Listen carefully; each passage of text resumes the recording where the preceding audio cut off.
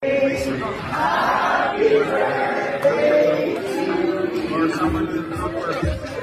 a wish. Yay! Happy birthday! And apparently talaga my plan with my house is just to move in and just do everything DIY. Nothing special, just to be comfortable, live in a better place, improve my quality of life. Hello Kathden fans! Malalapit at saka close sa Kathden, no? Mga tulay ng Kathden, mga customers ay nagkita, no? At nagsama, ito walang iba kundi si Ma'am Marian Rivera at saka si Ma'am Julia Montes, no? Nagkaroon sila ng event, although nung nakarang araw or hapon pa yan mga kasembreros, yung Avin Clinic, kasi di ba,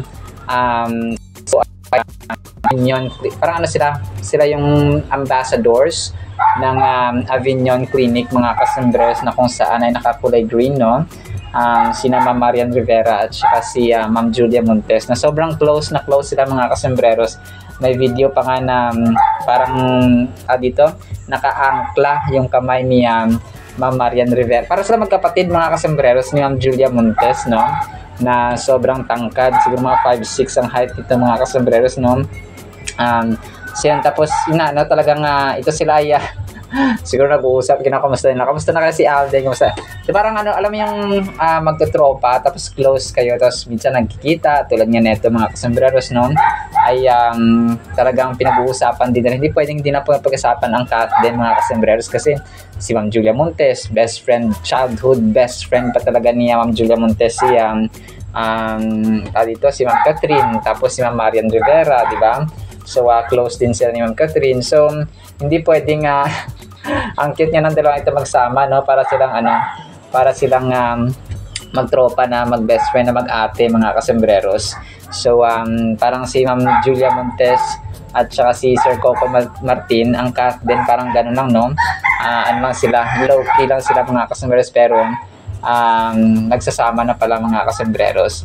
Pero lang ko Sir Alden ay talagang hindi gano'n, no? Talagang may formal na pamamanhikan at saka pagpapakasal ang gagawin nito ni Sir Alden kay Ma'am Catherine mga kasembreros. So ang cute lang at saka ang kulit mga kasembreros, no? And then so si Sir Alden ay umattend ng birthday celebration ni Sir Pat Kaunan mga kasembreros, na kanyang designer nga, no, ng kanyang magiging bahay or mansion mga kasembreros or bungalow. So magkakasama dito sina Ma'am Pia Wurtzbach, no? Kasama rin dito mga kasembreros, no, part ng kanyang Instagram story, na kung saan nga alam natin si Ma'am Pia Wurtzbach ay isa rin sa mga kliyente ni Sir Pat Kaunan mga kasembreros, kasi parang sila rin yung nag-design nung bahay or condominium yata ni Ma'am Pia Wurtzbach mga kasembreros. So nagkita-kita. So white, no? Color white ang motif ng birthday celebration mga kasembreros ni Sir Pat Kaunan. So talagang busy ang linya ni Sir Alden mga kasembreros. Sabi dito sa caption ni Pat Kaunan, happiest birthday to our dear. So pala ito ni RJ Flores, no, isa sa mga niya team members mga kasembreros. Sabi niya, happiest birthday to our dear Pat Kaunan, design sweetheart. Tapos nakatag sina Pia Wurtzbach at saka si Sir Alden niya mga kasembreros, no? Dito nga sa birthday celebration na nagpasalamat, no, si Sir mga kasembreros na naging partner niya, si Sir Pat Kaunan and his team mga kasembreros sa pagbuo ng kanyang future mansion or bungalow mga kasembreros. So hindi talaga mawawala ang speech, no, at saka pagbibigay ng mensahe ni Sir Alden kahit saan siya mapunta, because he is somebody, no? Talagang napakahalaga ng presence niya Sir Alden mga kasembreros. And then bago yung ibang updates ay ginunita, no? Parang inalala ng on this day ng isang Kathden admin itong October 18, actually kahapon pa ito, 2024, no, na pictorial ng Kathden nga sa Metro magazine mga kasembreros. Itong nasa kotse sila mga kasembreros, tapos naka white ang Kathden mga kasembreros, no? Na sobrang parang mag-couple in real life na talaga itong Kathden mga kasembreros, kasi nakakulay white sila pareho. So, ito parang parang on this day lang, October 19, no? Sorry, October 19, ngayong araw mga kasembreros na on this day, 2024, no? It's been a while, and they remain as friends, no? Ganon mga kasembreros. So, mahalang presyo, diamante, at saka ginto ang katumbas ng ng kanilang tandem mga kasembreros, no? Nina Sir Alden at saka ni Ma'am Catherine mga kasembreros. So parang pag binagsama mo ang dalawang diamante, magiging times 2 ang kanilang presyo or yung kanilang dito yung kanilang price mga kasembreros. Pero they remain down to earth, no? At saka humble na mga tao or humble couple mga kasembreros. And then ito, so kagabi sa Stars on the Floor ay nagkaroon sila ng mga picture of course, no?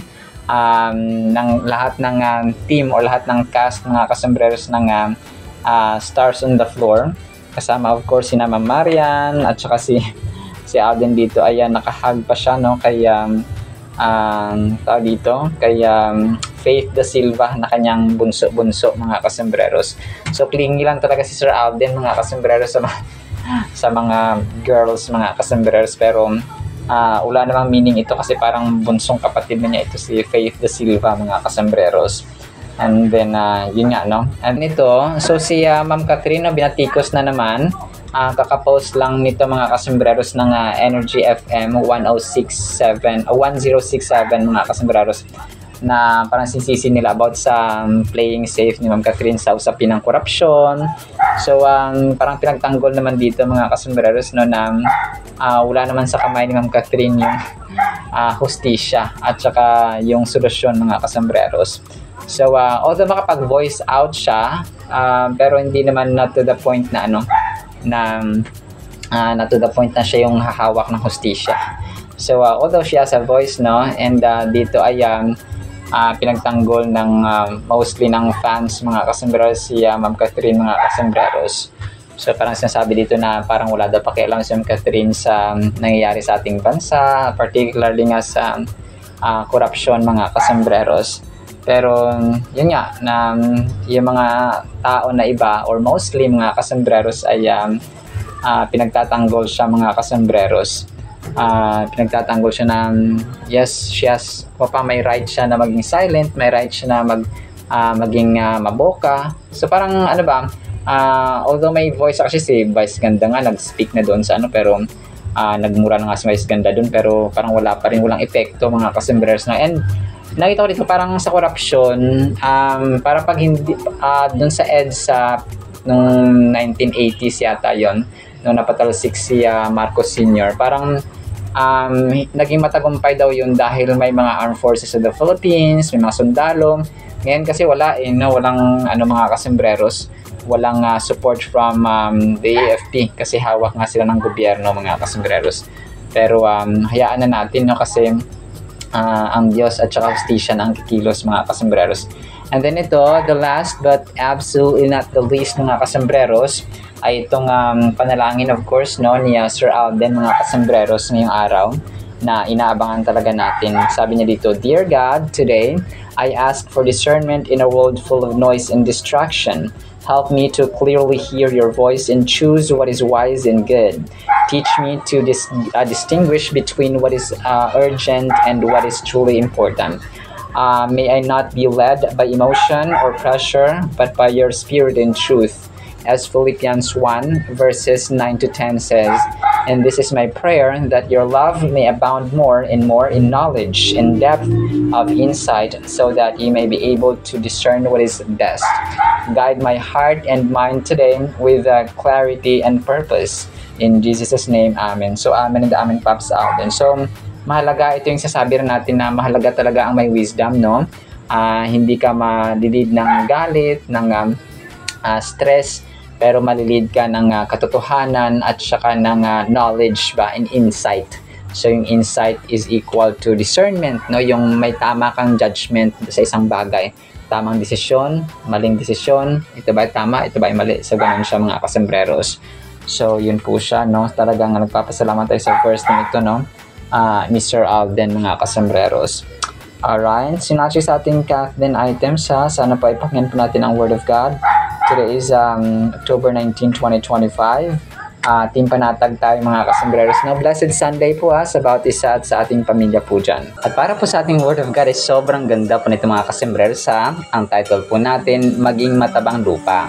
Medyo mahaba po ito kasi ito po yung parabola or parable na sinabi or kinwento ni Lord Jesus Christ mga kasembreros tungkol sa yung magtatanim ng mga binhi mga kasembreros.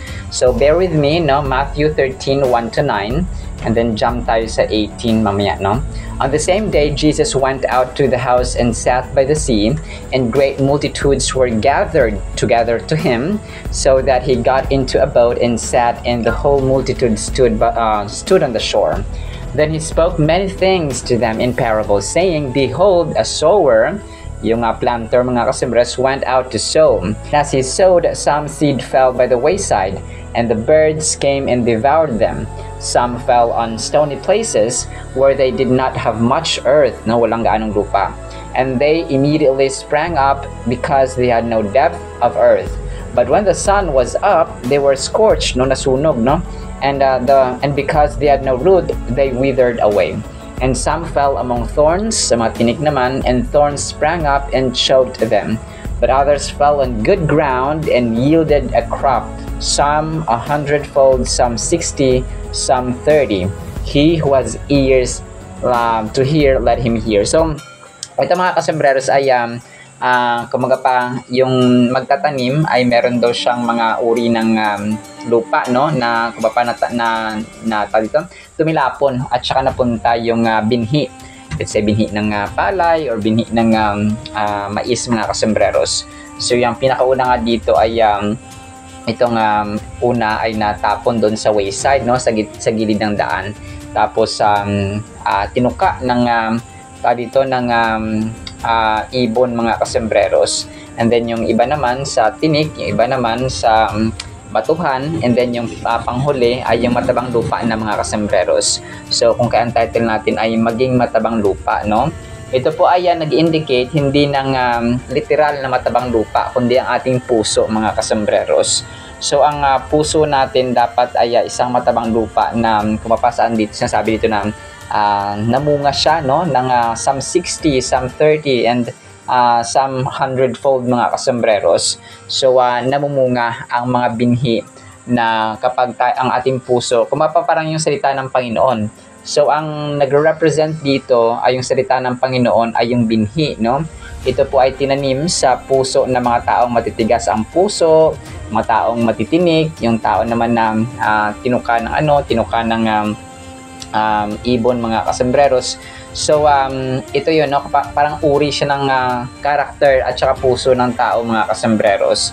So ang sabi pa niya dito ay Jesus used parables because they invite you in. So bakit nga? Kasi marami nagtatanong, parang hindi direct to the point na magkwento ang Panginoon sa mga times na ganito. May mga times na nagkukwento siya nagsasabi siya ng direct to the point. May mga times naman na parables or parabola mga kasembreros. Yung mga parabola na ito ay may hidden meanings. Kumaga pa may mga nakatagong mga mensahe or kahulugan mga kasembreros. So ito po yung rason kung bakit Jesus sometimes used parables mga kasembreros.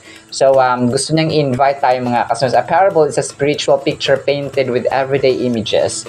When he told the parable of the sower, he used something everyone in his audience knew, sowing seed, to teach a spiritual reality about how people respond to God's message. The story works because you can picture it. A farmer scattering seed landing on different types of ground and different outcomes depending on the soil. That same mental picture helps you evaluate your own heart. So gumamit siya na ganun ang parabola gumagamit siya ng mga pictures, gumagamit siya ng mga images na normal at saka ordinary. Kumaga pa may common ground, naiintindihan ng audiences, naiintindihan ng mga recipients at saka ng nakikinig mga kasembreros.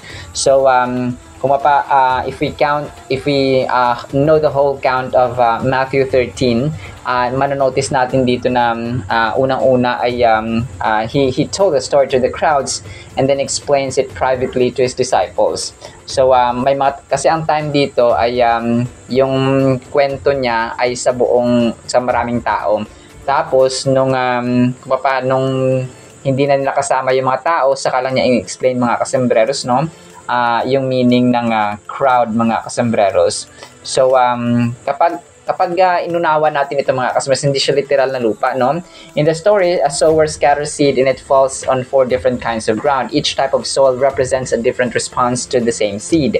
The seed being God's word, no? Sabi natin kanina, yun ang salita ng Panginoon ay ang mga binhi na itinanim mga kasembreros. The results vary dramatically because the soil differs. No, nagkakaiba yung lupa. Jesus uses the image to show how the heart matters. So, ito yung sabi natin na yung puso natin mga kasembreros, talaga nagmamatter. Kung ano yung laman ng puso mo, yun ka. No? Kunwari, ang laman ng puso mo ay puot, galit. No? Talagang ganun ka parate. Kung ang laman ng puso mo ay pasasalamat, kung ang laman ng puso mo ay kindness, kung ang laman ng puso mo ay love, patience, and so on, or caring, no? So, yun siya, no? Yun ka mga kasembreros. So, kung susumahin natin, ay ito yung mga uri na mga napuntahan or nalaglagan ng mga binhi, no? Seed on the path, yung buto, yung seed mga kasembreros ay nasa highway, seed on rocky ground, sa bato, seed among thorns, sa tinik, seed on good soil mga kasembreros. So yun po yung nag-yield at namunga ng marami mga kasembreros. Before you can apply the parable, you need to know what the seed represents. Jesus tells his disciples that the seed is the image or the message of the kingdom. So God's word mga kasembreros. So that's the same life-giving truth that has the power to change you when it's received and nurtured. So yun nga, no, ang salita ng Panginoon talaga ay powerful. I'm a living testimony. Talagang parating inuulit-ulit ng Biblia, and inuulit din natin dito mga kasembreros na ang salita po ng Panginoon ay hindi lamang siya, yung Holy Bible is not just a book, no? It's a transformative, life-changing book mga kasembreros, kasi kaya niya magbago ng tao. Yung mamamatay tao, pwede niya i-convert into a believer, no? Yung mga addict nagiging believer, yung mga nangangalunya, yung mga babaero, yung mga lasinggero, yung mga sugalero, yung lahat ng nung time na wala kang panahon sa Panginoon, ngayon may time ka na because you became a believer. So, ganon mga kasembreros, no, yung walang direksyon, ang mga choices at saka plano mo sa buhay nagkakaroon ng direksyon because of the Word of God, no? Kasi kapag nagbasa ka, talagang lalagyan ka ng bibigyan ka ng wisdom at saka kaalaman ng Panginoon, no, itong dapat, no, ito hindi, ito ang dapat. So, you have a right kapag guide mga kasembreros kapag tayo po ay nagbabasa ng Biblia. Kung kaya, wag nating ismulin, no? Wag nating i-understand, Biblia naman yan, parati naman binabasa ng ganyan-ganyan. So, religion na naman yan. So, wag niyo pong i-underestimate mga kasembreros, no? Kasi when you're honest, you'll see that understanding often follows humility.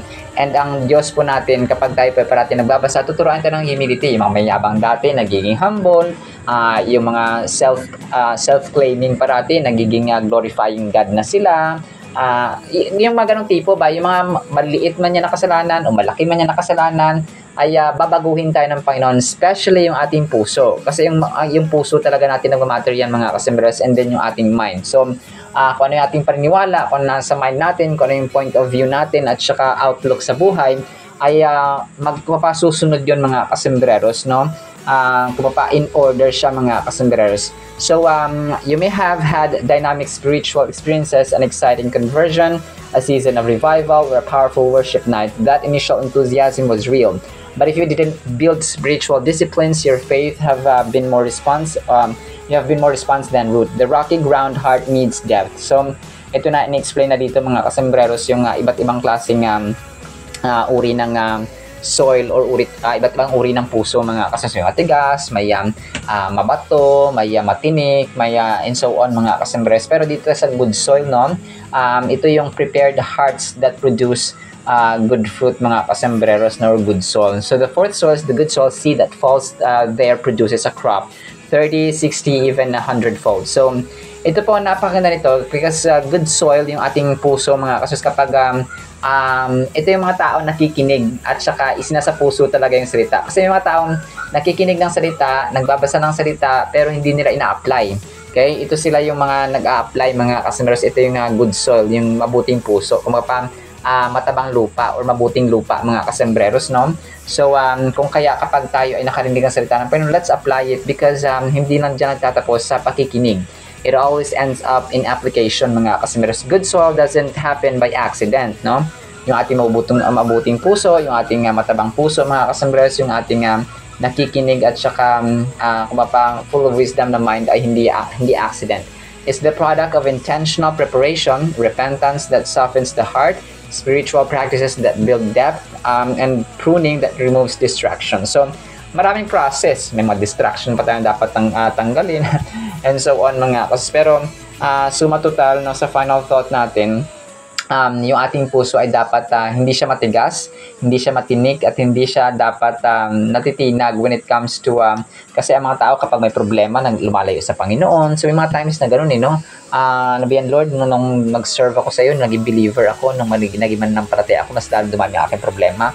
So ano ba to, parang so yun, yung iba sumusuko na lang, nag-backslide, na hindi na sila nakita sa church, wala nang time sa pagbibibliya. So parang mabalik sila sa dati nilang mundo, mga kasmeros, or ugali, which is ayaw ng Panginoon. So dapat tayo no turning back, mga kasembreros, no? So ang ating puso ay dapat maging isang matabang lupa or mabuting lupa, mga kasembreros, kasi at the end of the day, ang Diyos po natin ay ang magpapala sa atin kapag we overcome any circumstance or challenges sa ating buhay in faith through Jesus Christ. Alright, so now sa ating Word of God, nawa po ipagpalain po tayo ng pag-ibig, pananampalataya, pag-asa, no? Matabang lupa na ating puso, mga kasembreros. In Jesus' mighty name we pray. Amen and amen. See you sa next segment, mga kasembreros, and paalam po. I love you all.